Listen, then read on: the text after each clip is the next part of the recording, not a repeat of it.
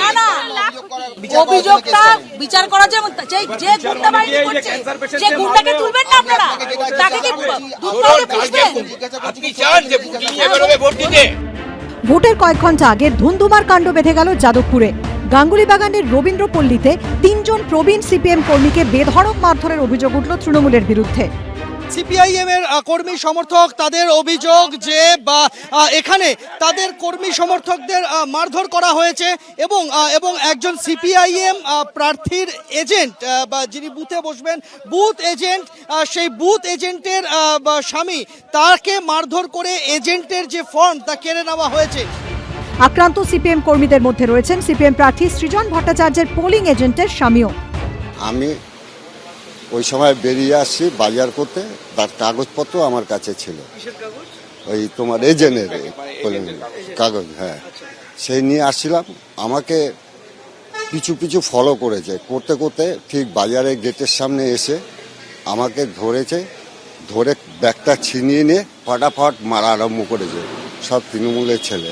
আমি কাগজটা কেড়ে নেওয়ার পর আমি ওদের কাছ থেকে কোনো রকম দৌড়িয়ে ছুটে এখানে চলে এসেছি।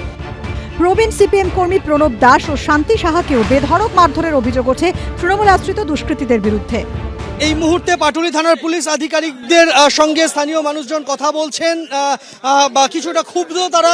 কিছুক্ষণ আগে রীতিমতো উত্তেজিত ছিলেন তারা এবং স্থানীয় মানুষজন তারা পুলিশকে হাতের সামনে পেয়ে তারা তাদের ক্ষোভের কথা উগরে দেন। রাস্তাতে আসছিল এমনি নর্মাল বাজার থেকে ফিরছে, তাকে একটা সিম্পল কথা বলেছে সিপিএম এর কোনো লোক দুদিন যেন রাস্তায় না বেরোয়, দুদিন রাস্তায় কোনো সিপিএম এর লোককে যেন না দেখি।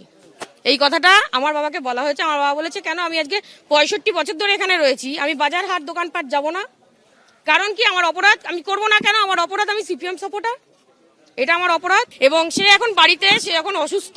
আগামীকাল ভোট, আজকে স্বাভাবিকভাবেই অনেক জায়গায় অনেকে ভোটার স্লিপ দিতে যাচ্ছে, সেখানে মুখোমুখি হয়তো দেখা হচ্ছে, কথা কাটাকাটি হচ্ছে, বচসা হচ্ছে। এই অবধি মারামারির কোনো ঘটনা ঘটেনি। যেটা হচ্ছে সম্পূর্ণ প্ররোচনাটা সিপিএম কর্মীরা দিচ্ছেন। এবং দেখুন, মহাশূন্যে যারা বিলীন হয়ে গেছে তাদের সাথে ঝগড়া করে মারামারি করে আমরা নিজেদের ভোটটাকে নষ্ট করতে চাই না।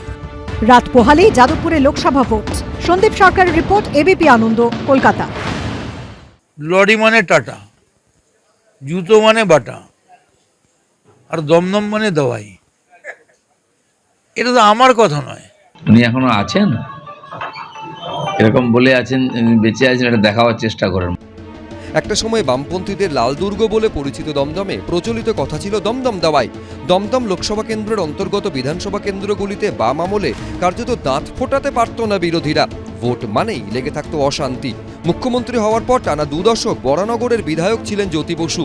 বরানগর, দমদম, কামারহাটি, পানিহাটি, খড়দার মতো বিধানসভা কেন্দ্রগুলি বামেদের দখলেই ছিল। আর তখন মুখে মুখে ঘুরত যে কথা, সেই দমদম দাওয়াই এবার শোনা গেল তৃণমূল নেতা মদন মিত্রর গলায়। দীর্ঘদিন অসুস্থ থাকার পর ভোটের ময়দানে আচমকা দেখা গেল তাকে। আমি যদি বলি দমদম ধোলাই হবে, সেটা আনপার্লামেন্টারি হতে পারে। আমি তো দাওয়াইয়ের কথা বলছি। যেমন তোমাকে এখন বলছি যে দিল্লিতে 52 ডিগ্রি গরম হয়েছে, এখানেও প্রায় 34, 35, 36 হয়ে গেছে, তোমরা ওআরএস খাও। তেমনি দাওয়াইয়ের জন্যে নিশ্চিত থাকতে পারো তৃণমূল কর্মীরা জানে কি দাওয়াই দিতে হবে, কোন মিক্সচার কোথায় দিতে হবে। উনি এখনো আছেন, এরকম বলে আছেন, বেঁচে আছেন, এটা দেখাবার চেষ্টা করেন। পশ্চিমবাংলা এবারে ভোট দিচ্ছে পরিবর্তনের জন্য। মোদিকে প্রাইম মিনিস্টার করতে হবে, তার জন্য সবচেয়ে বড় যোগদান আমরা এখান থেকেই করব, আর সেই দিশাতেই ভোট হবে। টিএমসি তো রাস্তায় নামতে চাইছে না। মদন মিত্রের মতো লোক গেলে কি আর ভোট যেতে যাবে? না স্টেটমেন্ট দিলে কোনো লাভ হবে? লোকসভা ভোটে 6টি দফায় বারবার প্রশ্নের মুখে পড়েছে কেন্দ্রীয় বাহিনীর ভূমিকা। এবার তাঁদেরও হুঁশিয়ারি দিতে ছাড়লেন না মদন মিত্র। কেন্দ্রীয় বাহিনী যদি মনে করে ওই লাঠিগুলো দিয়ে, লম্বা লম্বা লাঠি দিয়ে পিটাবে, আর টমি গান আর এই গান দেখিয়ে, স্টেন গান দেখিয়ে তারপরে সে আমাদের স্টলে বলবে ওআরএস দাও, তা কি হয় নাকি? কেন্দ্রীয় বাহিনী ভদ্র ব্যবহার করুক, ভালো ব্যবহার করুক। লাঠি বাটি চালাবার চেষ্টা করলে, অযথা গায়ে হাত দিলে সেই লাঠি কেড়ে নেওয়ার ক্ষমতা তৃণমূল কংগ্রেসের আছে। উনি জানেন কেন্দ্রীয় বাহিনী কি করতে পারে, যা হাতে আছে সব চালাতে পারে। গতবারে দেখেছেন, সেখানে এসে উল্টোপাল্টা বকে লাভ নেই। কাউন্টিং হয়ে যাক, সব হিসাব হয়ে যাক। রাত পোহালেই ভোট দমদম লোকসভা কেন্দ্রে। সমীরণ পাল, কমল কৃষ্ণ দে, এবিপি আনন্দ।